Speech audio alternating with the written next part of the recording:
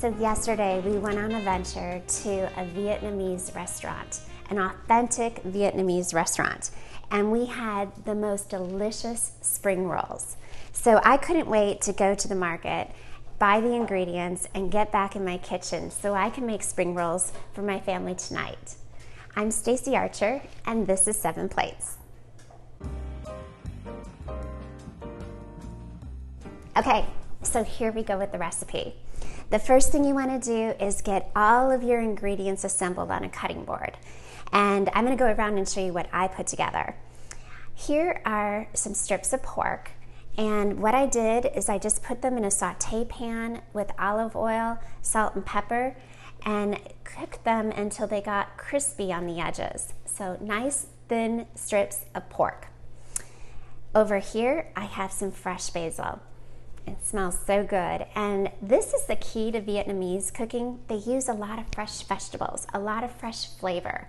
The basil, the mint, the cilantro, that is extremely important to spring rolls. Then I have some bean sprouts. I found these in the produce section of the supermarket, along with some shredded carrot, and then some shredded iceberg lettuce. It gives a nice crunch. Then finally, this I had to go over to the international aisle to find. But in the international aisle, I found rice vermicelli. They're these dry rice noodles. And by themselves, they look like nothing.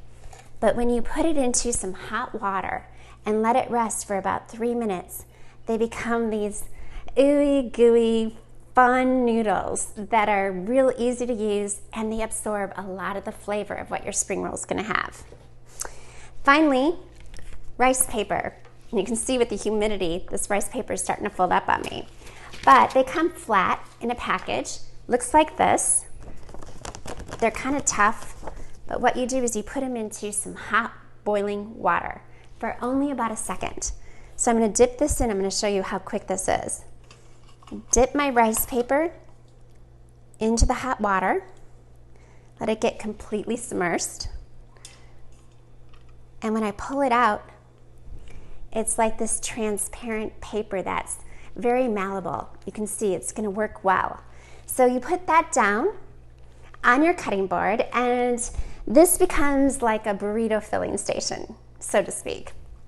I'm going to start with my rice vermicelli. I always find these noodles so fun. I'm going to put that on the bottom. Then I'm going to grab a couple slices of my pork.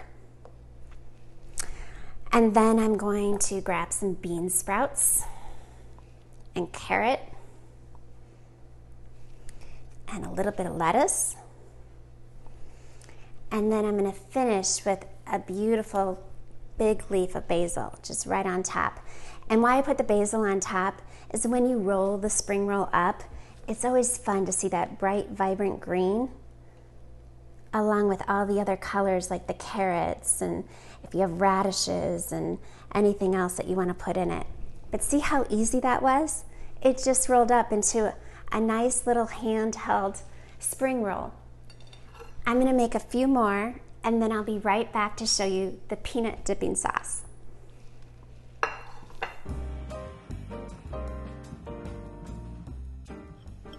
So now it's time to make the peanut sauce. And all I did was take a tablespoon of peanut butter. I warmed it up in the microwave for only about 10-15 seconds. That way it makes it easy to combine with my next ingredient, and that is hoisin sauce. So add about a tablespoon of hoisin sauce to your peanut butter. Maybe 2 tablespoons, a little bit more. So 2-to-1 ratio, 2 tablespoons of hoisin sauce to 1 tablespoon of peanut butter. And then to finish it up with a real Asian flavor, and you may pass on this, a lot of people are a little leery of using it, but it's fish sauce. And I just think that a little drop of fish sauce with the hoisin and with the peanut butter makes the most incredible dip for your spring rolls. So you can see I'm just mixing it all together. I'll pour some in my cup here. And I will enjoy this with my spring roll for dinner tonight.